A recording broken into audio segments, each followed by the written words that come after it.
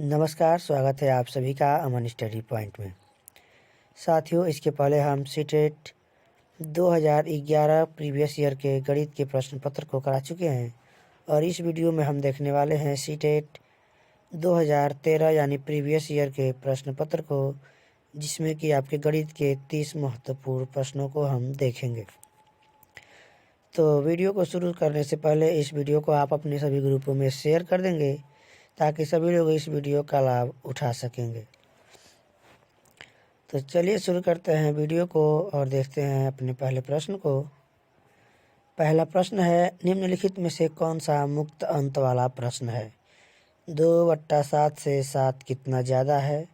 तो इस प्रश्न को पहले मैं आपको समझा दूं कि इसमें पूछा गया है मुक्त अंत, यानी जिसके एक से अधिक अर्थ यानी एक से अधिक उत्तर होंगे वे मुक्त अंत वाले प्रश्न कहलाते हैं, और जिनके केवल एक ही उत्तर होते हैं वह जो है मुक्त बंध वाले प्रश्न कहलाते हैं।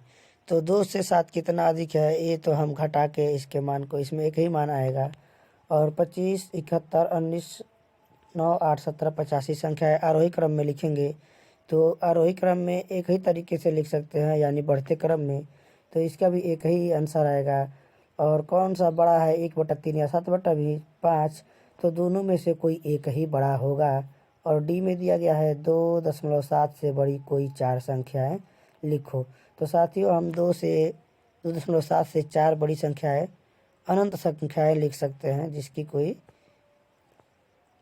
कल्पना नहीं है। तो राइट आंसर चला जाएगा डी के साथ। प्रश्न में पूछा गया है निम्नलिखित में से कौन सा मुक्त अंत वाला प्रश्न है, यानी ऑप्शन नंबर डी, इसके जो है कई उत्तर आ रहे हैं, तो एक से ज़्यादा अधिक उत्तर आ रहे हैं, तो राइट आंसर चला जाएगा यही जो हमारा मुक्त अंत वाला प्रश्न का हो जाएगा। अगला प्रश्न देखेंगे। कक्षा 2 के शिक्षार्थियों को सरल आकृतियों तथा उसके लंबे और किनारों से परिचय कराने के लिए सबसे उत्तम उपकरण है श्यामपट्ट का तल, जियो बोर्ड, 3D सोल्डिस के नोट्स या फिर क्यूब्स। तो राइट आंसर चला जाएगा बी के साथ। कक्षा 2 के शिक्षार्थियों को सरल आकृतियों और उसके लंबे और किनारों से परिचय कराने के लिए सबसे जो उचित या उत्तम उपकरण है वो है जियो बोर्ड। अगला प्रश्न देखेंगे। निम्नलिखित कक्षा 5 की पाठ्यपुस्तक में से एक सवाल है। यहाँ पर 4 खंबे हैं जिनका माप क्रमशः 105 सेंटीमीटर, 215 सेंटीमीटर, 150 सेंटीमीटर, 235 सेंटीमीटर है। यदि उन्हें समान लंबाई के टुकड़ों में काटना है तो प्रत्येक टुकड़े की अधिकतम लंबाई क्या होगी? तो ऐसे तो अधिकतम लंबाई अगर हमसे पूछी जाती तो हम उसका मौसा निकालते, और जो है न्यूनतम इकाई पूछी जाती तो हम उसका एलसीएम निकालते, यानी लघुत्तम समापवर्तक और महत्तम समापवर्तक होता है। महत्तम समापवर्तक और लघुत्तम समापवर्तक होता है। तो यह सवाल डैश डैश के लिए पूछा गया है, तो हमको यहाँ एचसीएफ एलसीएम से मतलब नहीं है, यह पेडागोजी का प्रश्न है। एचसीएफ तथा एलसीएम पर आधारित शब्द समस्याओं का अभ्यास देंगे, गुणक और गुणज के ज्ञान की परीक्षा या एचसीएफ ज्ञात करने के कौशल की जांच करेंगे, या फिर सीखी गई संकल्पनाओं का प्रयोग करते हुए समस्या समाधान कौशल को बढ़ाने। यानी यह जो सवाल है, तो राइट आंसर चला जाएगा ऑप्शन डी के साथ। यह जो सवाल है सीखी गई संकल्पनाओं का प्रयोग करते हुए समस्या समाधान कौशल को बढ़ाने के लिए किया गया है। अगला प्रश्न देखेंगे। निम्नलिखित कक्षा 3 की पाठ्यपुस्तक में से एक समस्या है। निम्नलिखित समस्या को हल करने के लिए कौन सी गणितीय संक्रिया का प्रयोग किया जाएगा? एक दूध वाला 10 दिन में 1410 लीटर दूध बेचता है, वह एक दिन में कितने लीटर दूध बेचता है? उपर्युक्त सवाल में ब्लूम के संख्यात्मक क्षेत्र के किस दक्षता की ओर संकेत करता है? संश्लेषण, ज्ञान बोधन या फिर विश्लेषण? तो इस प्रश्न का राइट आंसर चला जाएगा डी के साथ। यह जो है सवाल ब्लूम के संख्यात्मक क्षेत्र के विश्लेषण दक्षता की ओर संकेत करता है। अगला प्रश्न देखेंगे। राशिद कक्षा 5 में पढ़ता है, वह भिन्न प्रकार के त्रिभुजों को भिन्न श्रेणियों में वर्गीकृत करता है, लेकिन त्रिभुज में 3 कोणों का योग 180 अंश होता है। इसके अमूर्त प्रमाण को समझने में उसे कठिनाई होती है। पियाजे के संज्ञानात्मक सिद्धांत के अनुसार राशिद डैश डैश चरण पर है, यानी पियाजे के जो है संज्ञानात्मक सिद्धांत के अनुसार रसीद जो है किस चरण पे है बताना है। तो पियाजे ने 4 अवस्थाएं दी थी। संवेदीगामक अवस्था 0 से 2,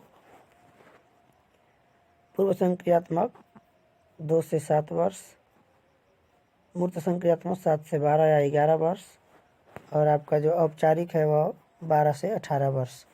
तो इस प्रश्न का राइट आंसर चला जाएगा ऑप्शन बी के साथ, मूर्त संक्रियात्मक अवस्था यानी चरण पर है। अगला प्रश्न देखेंगे।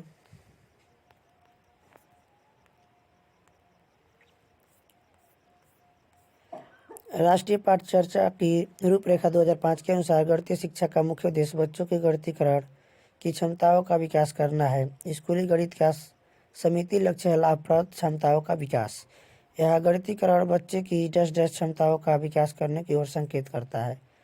पूर्व अवधारणाओं और उनके तार्किक निष्कर्ष का अनुशीलन करने और अमूर्तन का संचालन करने के लिए गणितीय रूप से चिंतन और तर्क के बच्चे के संसाधनों का विकास करने, या फिर वर्गमूल और घनमूल निकालने की सभी संख्या संक्रियाओं के प्रभावी से निष्पादन की, या फिर स्वतंत्र रूप से ज्यामिति प्रमेयों का निरूपण और उनका सत्यापन करने की, या शब्द समस्याओं को रेखीय समीकरण में अनुदित करने की। तो इस प्रश्न का राइट आंसर चला जाएगा ऑप्शन ए के साथ, गणितीकरण में बच्चे की जो पूर्व अवधारणाओं को उनके तार्किक निष्कर्ष के अनुशीलन करने और अमूर्तन का संचालन करने के लिए गणितीय रूप से चिंतन और तर्क के बच्चे के संसाधनों का विकास करने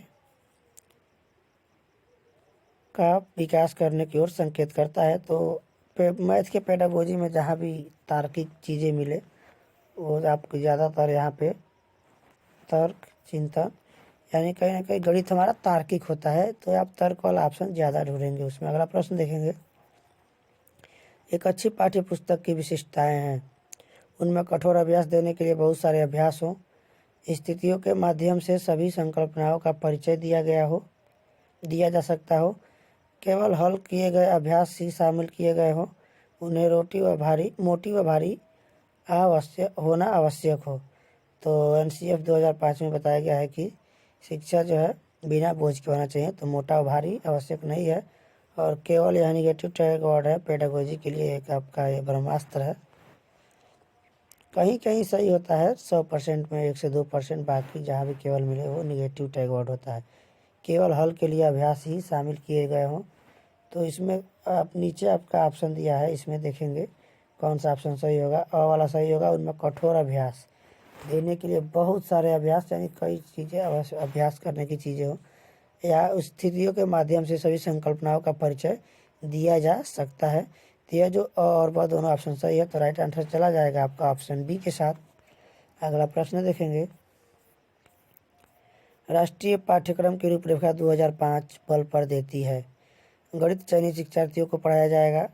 गणित में सफलता प्रत्येक बच्चे के लिए आवश्यक है। शिक्षार्थियों की तार्किक गणितीय योग्यता के लिए पहले उनकी परीक्षा होनी चाहिए, या फिर निम्न उपलब्धिकर्ताओं के लिए गणित पाठ्य चर्चा अलग होगी।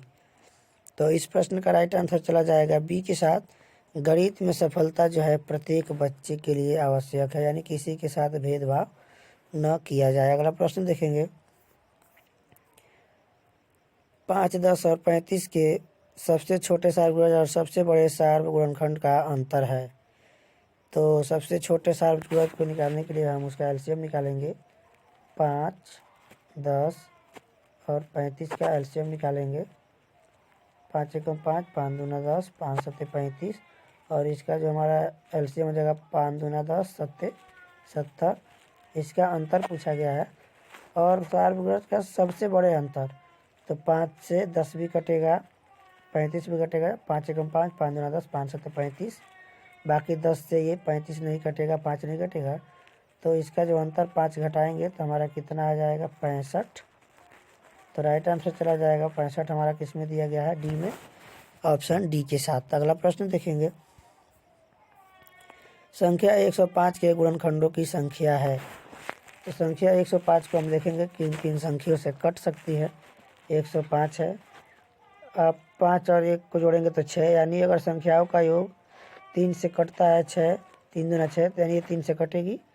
3 एकम 3, 3 तिरिका 9, 3 पच्चे 15, यानी जो है ये 35 बार में कट जा रहा है 3 से।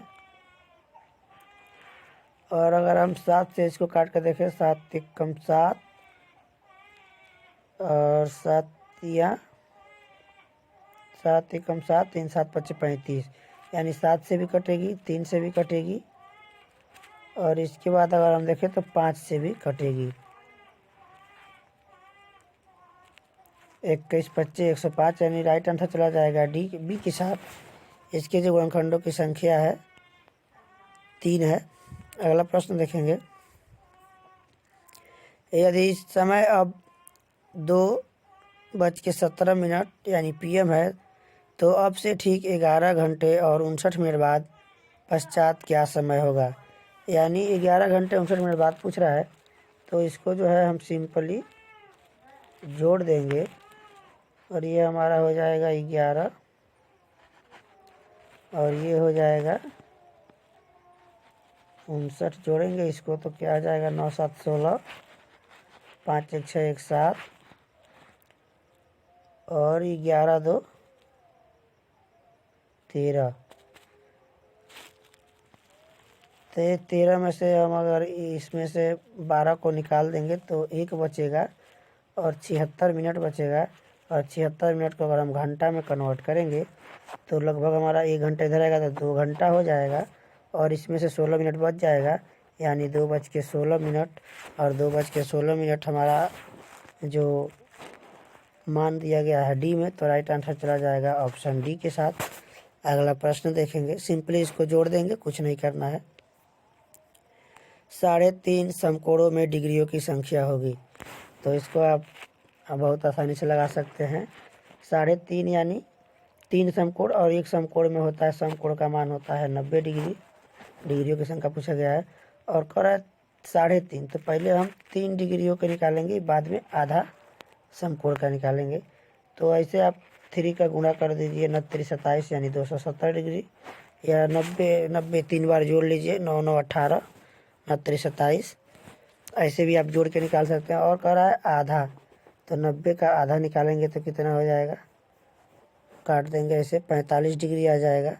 और 270 में जब 45 डिग्री जोड़ेंगे तो 5 7 4 11 2 1 3, 315 और 315 दिया हुआ है ऑप्शन नंबर ए में, तो राइट आंसर चला जाएगा ए के साथ। अगला प्रश्न देखेंगे। 11 इकाइयाँ, 11 दहाइयाँ, 11 सैकड़े बराबर है। ऑप्शन दिया हुआ है, तो इसको हम इस प्रकार निकालेंगे। 11 इकाइयाँ, 11 दहाई यानी 1 0 इसमें रखेंगे, ये 11 दहाई हो गया। और 11 सैकड़े यानी सैकड़े में हमारे 2 0 होते हैं 100 में, तो 11 सैकड़े के लिए पहले हम 2 0 यहाँ रख लेते हैं और 11 ये। अब इसको जोड़ देंगे सिंपली, 1 1 1 2 1 1 2 और यहाँ पे 1, यानी 1221 1221 और 1221 हमारा दिया हुआ है ऑप्शन सी में, तो राइट आंसर चला जाएगा इस प्रश्न का सी के साथ। अगला देखेंगे। 509 और 3028 का योग है। तो ये आप लोग, हम लोग सभी लोग पढ़े हुए हैं, 3 में 4 में 5 में, इन कक्षाओं में अंकों में शब्दों में लिखिए। तो 509 ऐसे लिखा जाएगा और 3028, तो 3028 हम ऐसे लिखते हैं। इकाई दहाई सैकड़ा हज़ार ऐसे हम लोग पढ़ते थे बचपन में। तो 8 9 17 2 1 3 5 और यहाँ पे आ जाएगा 3, यानी 35 37 हमारा ऑप्शन नंबर बी में दिया हुआ है, तो राइट आंसर चला जाएगा ऑप्शन बी के साथ। अगला प्रश्न देखेंगे। किसी वर्ग का परिमाप 24 सेंटीमीटर और किसी आयत की लंबाई 8 सेंटीमीटर है। यदि वर्ग और आयत का परिमाप बराबर हो तो आयत का क्षेत्रफल वर्ग सेंटीमीटर में है। ऑप्शन दिया हुआ 24 32 64 या 16। तो इसको निकालने के लिए पहले आप प्रश्न को समझेंगे।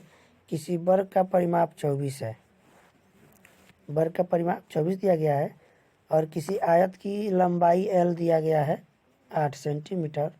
और यदि वर्ग और आयत का परिमाप, वर्ग और स्क्वायर और जो रेक्टेंगल है, जो दोनों का परिमाप है क्या है, बराबर है, यानी परिमाप दोनों का 24 है, तो आयत का क्षेत्रफल ज्ञात कीजिए। तो यहाँ पे आपका स्क्वायर और रेक्टेंगल का दोनों का परिमाप बराबर है। तो हम आयत का परिमाप का फार्मूला हम आपको बता रहे हैं, यहाँ पे देखेंगे 2l + b होता है। यह जो है 24 दिया गया, तो ये 2 से 12 कट जाएगा, 12 बार में 24 कट जाएगा। परिमाप ऑलरेडी 24 दिया हुआ है। तो अब l + b का मान आपका 12 है और यहाँ पे लंबाई 8 दिया गया है, तो l के जगह पे 8 रखेंगे। तो b को अगर हम निकालेंगे b का मान, तो ये 8 उधर जाके माइनस हो जाएगा, तो हमारा जो है b निकल जाएगा 4। और कह रहा आयत का क्षेत्रफल, तो हमारा b निकल गया 4 और l हमारा था 8। तो अब जो आयत का क्षेत्रफल होता है LB यानी 8 × 4 लंबाई × चौड़ाई, तो 8 चौके 32 वर्ग सेंटीमीटर हो जाएगा। और 32 दिया गया ऑप्शन बी में, तो राइट आंसर चला जाएगा बी के साथ। पुनः एक बार इस प्रश्न को दोबारा देख लेंगे। किसी वर्ग का परिमाप 24 सेंटीमीटर है और आयत की लंबाई 8 सेंटीमीटर है, तो दोनों का जो परिमाप बराबर है, तो आयत का परिमाप हो जाएगा 24 और आयत के परिमाप का जो फार्मूला होता है 2l + b होता है। और यहाँ पे जो है l का मान दिया गया है 8, तो पहले इसको हम यहाँ से डिवाइड कर देंगे, 12 बार में कटेगा। तो l + b का मान यदि 12 है और यहाँ पे अगर हम l का मान रख देते हैं 8, तो b निकालेंगे, तो 8 इधर आके 12 में माइनस हो जाएगा, तो बचेगा 4। तो b का मान 4 और l का मान 8। तो आयत का क्षेत्रफल होता है l × b 8 × 4, यानी गुणा करेंगे तो 8 चौके 32 वर्ग सेंटीमीटर, जो ऑप्शन बी में दिया गया है। अगला प्रश्न देखेंगे। संख्या 1 2 3 4 5 में 3 के स्थानीय मान तथा अंकित मान का अंतर है। तो स्थानीय मान हम लोग बहुत निकालते थे पहले, जितने स्थान पे संख्या है इकाई दाई सैकड़ा यानी 100 से गुणा करते थे, यानी इसका जो हो जाएगा 200। और अंकित मान जो होता है सेम वही उसका फेस वैल्यू होता है, वास्तविक मान होता है, जिसको अंकित मान कहते हैं, वास्तविक मान कहते हैं। और इसमें से हम 3 को घटा देते हैं, तो 200 में 3 कम, 300 में 2 कम, ये 3 है यहाँ पे, सॉरी 300 है, 300 में से यानी 3 कम यानी 297। ऑप्शन बी में दिया गया है, तो राइट आंसर चला जाएगा बी के साथ। बढ़ते हैं अगले प्रश्न की ओर। निम्न में से कौन सा सही नहीं है? एक घन के 6 फलक होते हैं, सही है। 1 मिलीमीटर बराबर 0.1 सेंटीमीटर, यानी आपको यहाँ पे मैं बता दूं, किलो, हेक्टो, डेका, ग्राम, मीटर, लीटर, डेसी, सेंटी, मिली। तो सेंटी से मिली में है, तो यहाँ पे देख लेंगे 1 मिलीमीटर, इधर से इधर जाएंगे तो 10 का गुणा होता है, और जब इधर से इधर आएंगे तो 10 से डिवाइड किया जाता है। तो अगर यहाँ पे दिया गया 1 मिलीमीटर, तो मिलीमीटर सेंटीमीटर में जा रहे हैं, 10 से भाग देंगे, डिवाइड करेंगे, तो है जो 1/10 यानी 0.1। तो ये भी सही है, इसको भी आप समझ लेंगे। 0.10 और 10 समान है, ये भी समान है। और डी में दिया गया है 56.7 किलोग्राम बराबर 5670 ग्राम।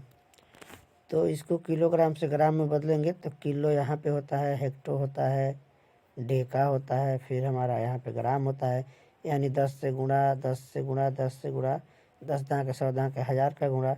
और आप अगर 56.7 में 1000 का गुणा करेंगे, तो आपका दशमलव जो है इधर हटेगा, तो 2 जीरो और यहाँ पे आएगा, यानी 3 अंक के बाद जाएगा। तो यहाँ पे अगर 1 जीरो और होता तो सही होता। तो कहा गया है कि कौन सा सही नहीं है, तो राइट आंसर चला जाएगा डी के साथ। यह जो मान है सही नहीं है, यहाँ पर 1 और जीरो होता। देखेंगे अगले प्रश्न को।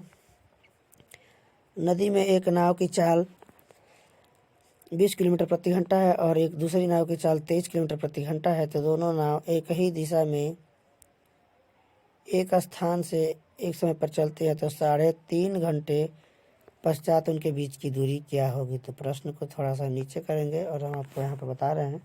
कह रहा है कि 3.5 घंटे पश्चात, तो पहले नाव की चाल जो है 3.5 को हम कैसे लिख सकते हैं?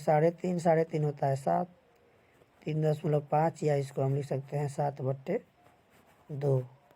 इसको अगर डिवाइड करेंगे तो 2 3 6, 2 5 10 यानी 3.5 ऐसे आएगा।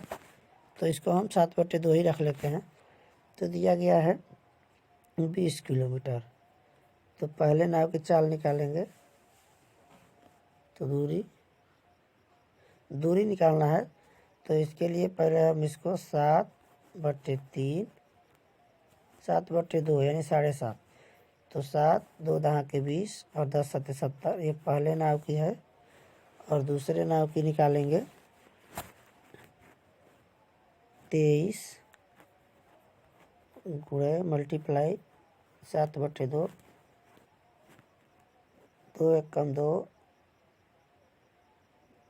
2 1 कम 2, 10 25 10। अब इसका गुणा करेंगे।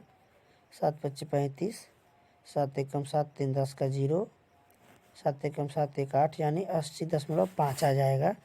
अब इसके बीच की दूरी निकालने के लिए हम इसको इसमें से घटा देंगे। तो इसको हम इसमें से घटाएंगे। 80.5 में से 70 को घटा देंगे तो बीच की जो दूरी आ जाएगी आपके यहाँ पे निकल जाएगी। तो 5 यहाँ पे हो जाएगा। 10 में से 5 जाएगा, 10 में से 7 जाएगा 3, 1 बचेगा यहाँ पे। तो इसको आप घटा लेंगे यहाँ पे। 80.5 माइनस का 70, 1 0.5 यानी जो ऑप्शन 10.5 दिया गया है ऑप्शन ए में। तो राइट आंसर चला जाएगा ए के साथ। अगला प्रश्न देखेंगे। संख्या इतना को 9 से भाग देने पर शेषफल है। तो आप 2 तरीके से लगा सकते हैं। सिंपली इसमें भाग दीजिए और अंत में जितना आपका बच जाएगा वो शेषफल हो जाएगा 9 से। या फिर आप इन संख्याओं का योग कर लीजिए। 9 7 16 7 23 और सीधा 23 में भाग देंगे। तो ऐसे मन में भी आप भाग दे सकते हैं। 7 3 21, 2 बच रहा है यानी शेषफल नहीं 9 से भाग देना है, सॉरी। इनको जोड़ेंगे 9 7 16 7 23 और 23 में 9 को भाग देंगे। 9 दूना 18, 2 बार जाएगा 18 आएगा। 23 में से 18 जाएगा 5 बचेगा। तो शेषफल आपका 5 बच जाएगा जो ऑप्शन ए में है। तो राइट आंसर चला जाएगा ए के साथ। इसको जोड़िए 9 7 16, 16 7 23 और 23 में जब 9 का भाग देंगे तो 9 दूना 18, 5 आपका यहाँ पे बच जाएगा, देख सकते हैं। अन्यथा आप या इस पूरे अंक को लेकर भाग देख सकते हैं। अगला प्रश्न देखते हैं। एक ताज़ा मछली को सुखाने पर उसका भार 1/3 रह जाता है। सुनीता 1500 किलो ताज़ा मछली 25 रुपये प्रति किलोग्राम के भाव से खरीद कर उनको सुखाकर 80 रुपये प्रति किलो के भाव से बेच देती है। इस प्रकार वह कमाती है, यानी कितना लाभ कमाती है, लाभ बताना है। तो प्रश्न को यहाँ देखते हैं। यानी 1500 किलो जो ताज़ा मछली है उसका 1/3 सुखाने के बाद रह जाता है। तो 1500 का 1/3 यानी का मतलब होता है गुणा 1/3। 3 से काटेंगे इसको, 5 बार में कटेगा। ये 1500 है, 2 0 यानी आपका आ जाएगा 500। ये आ गया आपका 500 और 500 25 रुपये के हिसाब से खरीदती है, 25 रुपये प्रति किलो के हिसाब से। तो 25 25 125 और 2 0 यानी 12,500 में वो जो है खरीदती है। 12,500 में खरीदती है और 80 के प्रति किलो के हिसाब से बेचती है। तो 500 में अगर हम 80 का गुणा करेंगे तो 8 25 40 यानी 40,000 में टोटल बेचती है। और कितना 25 25 125 इतना में खरीदती है। तो इसमें से माइनस कर देंगे, कितना कमाती है 0 0। 10 में से 5 गया 5, 8 में से 2 जाए, 10 में से जो यहाँ पे 9 बचेगा, 9 में से 2 जाएगा 7 और यहाँ पे बचेगा 3 में से 1 जाएगा 2। 27,500 कहीं मिस्टेक हुआ है, थोड़ा सा दोबारा इसको देखेंगे कैलकुलेशन में। वह जो है 1500 का 1/3 सुखा के रह जाता है, तो काट देंगे तो बचेगा 500, और 500 को 25 के हिसाब से खरीदती है। तो इसका जो खरीदारी है ये 25 125 हो जाएगा। ये पूरे 1500 को खरीदती है, तो 1500 में गुणा करेंगे तो 15 पचे 75, और 15 का 15 7 22, यानी ये हो जाएगा 225 और 2 जीरो, 225 2 जीरो। अब जो 40,000 आया था उसमें से हम इसको माइनस करेंगे,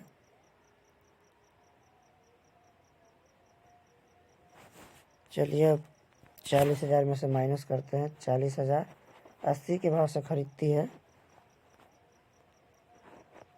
तो 2200 यानी 22,500, इसको घटाएंगे, 0 0 10 में से 5 जाएगा 5, और 9 में से 2 जाएगा 7, 7,500।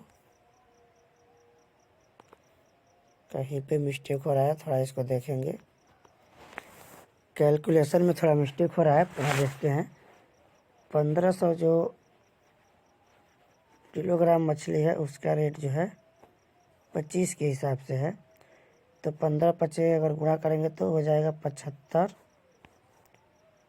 15 का इसमें गुणा कर रहे हैं, अब 15 दूना 30 और 7 37, और ये 2 जीरो आएगा, यानी इतना में ये खरीदती है, 37,500 में खरीदती है।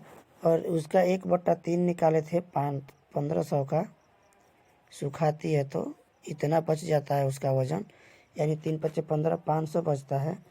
और 500 किलोग्राम जो मछली को है वो 80 के हिसाब से बेचती है, तो 8 पचे 40 यानी 40,000 में बेचती है। अब 40,000 में से 37,500 को घटा देंगे, 40,000 में से जो है 37,500 को घटा देंगे, तो यहाँ पे 0 0 5, 10 में से 7 गया 3, 3,500 आ रहा है। तो यह जो ऑप्शन आपका दिया गया है बी में, कैलकुलेशन में थोड़ा सा मिस्टेक हो रहा था, यानी थोड़ा सा कैलकुलेशन में दिक्कत हुआ और प्रश्न हमारा जो है आंसर कुछ गलत आने लगा। तो अगला प्रश्न देखेंगे।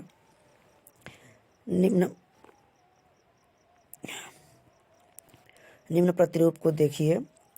9 - 1 भागा 8 बराबर 1, 98 - 2 भागा 8 बराबर, यानी 98 में से 2 घटेगा तो 96 होगा, तो 12 × 8 = 96, यानी यह क्रम से घटाया जा रहा है। 987 में से -3 भागा 8 बराबर 123, और 98 76 - 4 भागा 8 बराबर 1234। तो इसी प्रतिरूप के अनुसार यह नीचे दिया गया है कि अगर 9,87,654 को में से 6 घटाकर 8 से भाग दिया जाए तो क्या आएगा। तो आप भी जानते हैं कि अगर 6 से संख्या कटेगी 6 6 चौको 24, 6 छः 36, तो सभी जगह जो है अंत में, यहाँ देख रहे हैं 1 घटाया गया है तो भागफल 1 आया है, 2 घटाया गया है तो अंत में भागफल 2 आया है, 3 घटाया गया है तो अंत में 3 आया है, और 4 घटाया गया है तो अंत में 4 आया है। तो इसमें थोड़ा टाइम भी लग सकता है, तो आप इस प्रकार भी देख सकते हैं कि अंत में 6 घटाया गया है तो अंत में 6 ही आएगा। तो 6 किसी संख्या में नहीं आया, देखें यहाँ 5 आ रहा है, 5 आ रहा है, 7 आ रहा है, एक से ही ऐसा आसन है जिसके अंत में जो है 6 आया है भागफल में, तो राइट आंसर चला जाएगा सी के साथ। और इस तरह से नहीं तो आप इसमें से 6 घटाएंगे तो आपका कितना बचेगा 48, और 8 छक्के 48, ये भी लास्ट में 6 बार कट रहा है, तो इससे भी आप आंसर का अंदाज़ा लगा सकते हैं या अलग उसको भाग दे सकते हैं। बाकी आपकी मर्जी, आप कैसे करेंगे, समय बचाएंगे या फिर अपना समय वेस्ट करेंगे। अगला प्रश्न देखेंगे।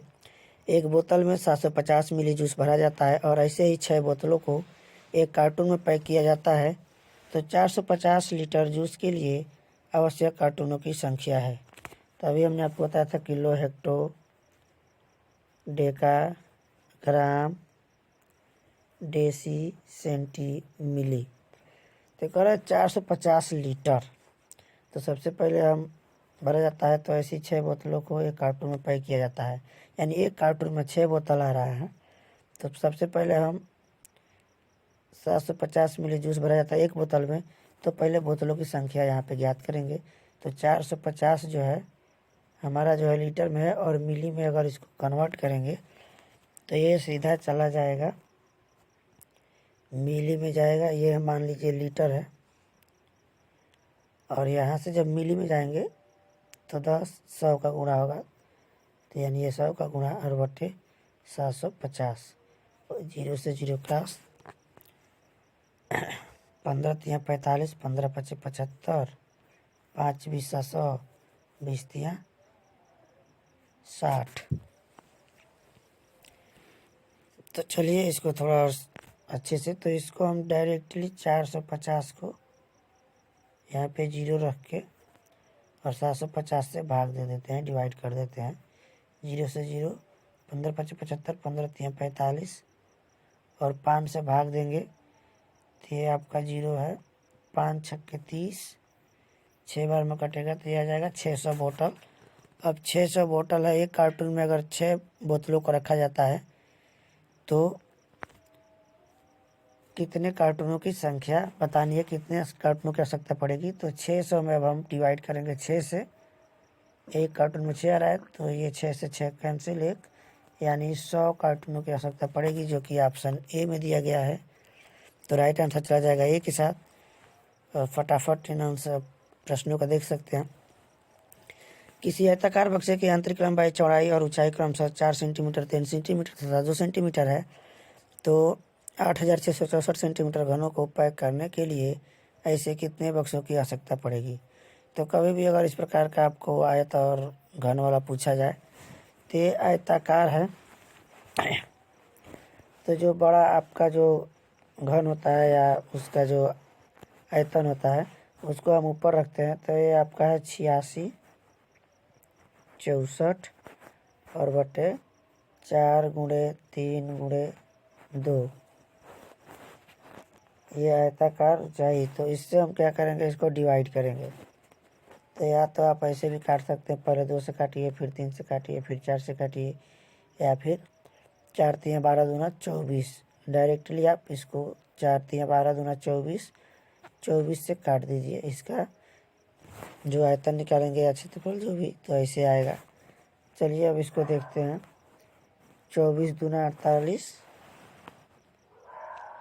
24 तिया 72। यहाँ पे जब 72 काटेंगे आप तो आपका बचेगा यहाँ पे 4, 1 18, 186, 146। फिर 3 से भाग देंगे 24 से, तो ये आपका 6 बार में कटेगा और लास्ट में बचेगा 24, 24 के 24, यानी 361 आपका जो है आंसर आ जाएगा, जो कि सी में दिया गया है। आप इसको भाग दे लेंगे या इसे 2 से काट सकते हैं। 2 चौके 8, 2 तिया 6, 2 तिया 6, 2 दूना 4। फिर आप 3 से या 4 से काटेंगे, 4 एकम 4, 0 रख के 4 8 32। फिर उसके बाद एक बचेगा 4 तिया 12, और फिर जब 2 से काटेंगे, 2 से नहीं 3 से काटेंगे, 8 9 3 12, यानी 3 से कटेगा तो 3 तिरिका 9, 3 दूना 6, 3 तिरिका 9, 3 छक्के 18, 3 एकम 3, यानी 361 आपका आ जाएगा। जैसे आपको आसान लगे ऐसे आपको आप उसको सॉल्व कर सकते हैं। बड़े मान को ऊपर और छोटे मान को नीचे रख के उसको डिवाइड कर देंगे, आपका आंसर आ जाएगा। अगला प्रश्न है, 1/3 के समतुल्य भिन्न लिखिए। कक्षा 4 के शिक्षार्थियों से पूछा गया। यह सवाल डैश डैश की ओर संकेत करता है। उच्च स्तरीय मांग कार्य क्योंकि संयोजन के बिना प्रक्रिया पर आधारित है, या फिर निम्न स्तरीय मांग कार्य क्योंकि इसमें केवल प्रक्रमणीय कार्य कौशलों की आवश्यकता है, या फिर निम्न स्तरीय मांग कार्य क्योंकि यह केवल रटने पर आधारित है, या फिर उच्च स्तरीय मांग कार्य क्योंकि यह संयोजन के साथ प्रक्रिया पर आधारित है। तो यह जो समतुल्य भिन्न लिखिए दिया गया है, यह जो है निम्न स्तरीय मांग कार्य है क्योंकि इसमें केवल प्रक्रमणीय कौशलों की आवश्यकता होती है। तो राइट आंसर चला जाएगा बी के साथ। अगला प्रश्न देखेंगे। प्रायः शिक्षार्थी दशमलव संख्याओं की तुलना में त्रुटि करते हैं। उदाहरण के लिए 0.50 और 0.5 से बड़ा है। इस त्रुटि का सर्वाधिक संभावित कारण हो सकता है क्रमिक दशमलव में शून्य की सार्थकता से संबंधित भ्रांतिपूर्ण संकल्पना, या फिर कक्षा में इस प्रकार के सवालों का अभ्यास का अभाव, या फिर संख्या रेखा पर दशमलव संख्या के निरूपण के मूर्त अनुभव का अभाव, या फिर शिक्षार्थियों द्वारा लापरवाही बरतना। तो इस प्रश्न का राइट आंसर चला जाएगा ए के साथ। यहाँ पे जो है क्रमिक दशमलव में शून्य की सार्थकता से संबंधित जो है भ्रांतिपूर्ण संकल्पना जो कारण हो सकती है। अगला प्रश्न देखेंगे। एक शिक्षक शिक्षार्थियों को दैनिक जीवन में गणित का अनुप्रयोग विषय के साथ गणितीय जर्नल यानी पत्रिका तैयार करने के लिए बढ़ावा देता है। यह गतिविधि है गणितीय संकल्पना और उनके अनुप्रयोगों में संबंध बैठाने और अपने ज्ञान तथा विचारों को साझा करने में शिक्षार्थियों की सहायता करना, या फिर शिक्षार्थियों की गणितीय संकल्पनाओं की परीक्षा करना, या अपने ज्ञान और समझ को साझा करने के लिए शिक्षार्थियों को अवसर उपलब्ध कराना, या फिर गणित की समझ में शिक्षार्थियों की सहायता करना। तो राइट आंसर चला जाएगा ए के साथ। यह जो अनुप्रयोग है गणितीय संकल्पनाओं और उनके अनुप्रयोगों में संबंध बैठाने और अपने ज्ञान तथा विचारों को साझा करने में शिक्षार्थियों की सहायता करना है, यानी उसी को बढ़ावा देता है। अगला प्रश्न देखेंगे। वेन-हीले के ज्यामितीय विचार के स्तर के अनुसार 5 स्तर है। चाक्षुषीकरण, विश्लेषण, अनौपचारिक निगमन, औपचारिक निगमन और दृढ़ता। कक्षा 3 के एक बच्चे को छांटने के लिए कुछ बहुभुज दे दिए गए। वह भुजाओं की संख्याओं के आधार पर बहुभुजों को वर्गीकृत करता है। यह बच्चा वेन-हीले के ज्यामितीय विचार के किस स्तर पर है, यानी इन आकृतियों को, इन चित्रों को, ये जो भी ज्यामिति है इसे जो है बच्चों को छांटने के लिए गया गया है। तो यह पूछा गया है कि यह बच्चा वेन-हीले के ज्यामितीय विचार के किस स्तर पर, औपचारिक निगमन, चाक्षुषीकरण, विश्लेषण या फिर अनौपचारिक निगमन। तो इस प्रश्न का राइट आंसर चला जाएगा बी के साथ। यह जो है चाक्षुषीकरण के स्तर पर है, जो कि अपने आंखों के द्वारा देखकर इसे मूर्त रूप से वह अलग अलग छांटेगा या अलग करेगा। अगला प्रश्न है। एक बच्चा संख्या और संकेतों घड़ी के 2 कांटों, विभिन्न सिक्कों आदि में अंतर करने में कठिनाई प्रदर्शित करता है। इसका निहितार्थ है कि जो विशिष्ट बाधाएं उसके सीखने को प्रभावित कर रही हैं वे हैं कमजोर गतिक कौशल, पढ़ना और लिखना कौशल, कमजोर शाब्दिक चाक्षुष, श्रव्य और कार्यकारी स्मृति, या फिर कमजोर चाक्षुष प्रक्रम योग्यता जैसे चाक्षुष विविधीकरण, स्थानिक संगठन और चाक्षुष समन्वय, या फिर कमजोर भाषा प्रक्रमण योग्यता जैसे अभिव्यक्ति, शब्द भंडार और श्रव्य प्रक्रमण। तो इस प्रश्न का राइट आंसर चला जाएगा सी के साथ। कमजोर चाक्षुषकरण, प्रक्रमण योग्यता और चाक्षुष विविधीकरण, स्थानिक संगठन और चाक्षुष समन्वय जो है उसके सीखने को प्रभावित कर रही है। अगला प्रश्न है। राष्ट्रीय पाठ्यचर्चा की रूपरेखा 2005 अधिगम के रचनावादी उपागम पर बल देती है क्योंकि वह डैश डैश पर आधारित केंद्रित है। शिक्षक द्वारा प्रभावी व्याख्यान और निर्देशन, परिभाषा और सूत्रों को याद करने, नियमित गृह कार्य जमा कराने या फिर गतिविधियों में शामिल करते हुए शिक्षार्थियों की सक्रिय भागीदारी पर केंद्रित है। तो राइट आंसर चला जाएगा डी के साथ। रचनावादी उपागम जो बल देती है वह जो है गतिविधियों को में शामिल करते हुए शिक्षार्थियों की सक्रिय भागीदारिता पर केंद्रित है। आखिरी प्रश्न है इस वीडियो का। निम्नलिखित बिंदुओं का प्रयोग करते हुए 15 को प्रदर्शित करने वाले संयोजित आरेख हैं। 15 अथवा अन्य किसी संख्या को प्रदर्शित करने के उपयुक्त तरीके को डैश डैश की संकल्पना पढ़ाने के लिए इस्तेमाल किया जा सकता है। 2 संख्याओं के उत्पाद के रूप में एक संख्या का प्रदर्शन, गुणन की संचयी प्रकृति, गुणन अस्मिता, अभाज्य और संयुक्त संख्याओं की पहचान, या फिर क्षेत्रफल की संचयी प्रकृति या गुणन की संचयी, अभाज्य और संयुक्त संख्या की पहचान, आयत का क्षेत्रफल, या फिर 2 संख्याओं के उत्पाद के रूप में एक संख्या को प्रदर्शित करने, गुणन की संचयी प्रकृति, गुणक अस्मिता, अभाज्य और संयुक्त संख्या की पहचान, मात्रात्मक इकाई का प्रयोग करते हुए आयत का क्षेत्रफल। तो इसमें जो पूछा गया है कि एक निम्नलिखित बिंदुओं का प्रयोग करते हुए 15 को प्रदर्शित करने वाले संयोजित आरेख हैं। यह किसको प्रदर्शित कर रहा है? तो 15 अथवा अन्य किसी संख्या को प्रदर्शित करने के लिए उपयुक्त तरीके को डैश डैश की संकल्पना पढ़ाने के लिए इस्तेमाल किया जाता है। तो इस प्रश्न का राइट आंसर चला जाएगा एक ही साथ दो संख्याओं के उत्पाद के रूप में एक संख्या का प्रदर्शन, गुणन की संचयी प्रकृति, गुणन अस्मिता, अभाज्य और संयुक्त संख्याओं की पहचान की संकल्पना पढ़ाने के लिए जो है इस्तेमाल किया जा सकता है। गुणन, अभाज्य और संचयी प्रकृति। तो साथियों, यह वीडियो सीटेट प्रीवियस ईयर 2013 30 प्रश्न आपके पूरे हो चुके। तो यह वीडियो आपको कैसा लगा कमेंट बॉक्स में ज़रूर बताएं। साथ ही अगर आप इस चैनल पर नए हैं तो चैनल को सब्सक्राइब कर लें। तो आज के वीडियो में बस इतना ही। मिलते हैं कल फिर नए वीडियो में एक नए टॉपिक के साथ। तब तक के लिए धन्यवाद। जय हिंद, जय भारत।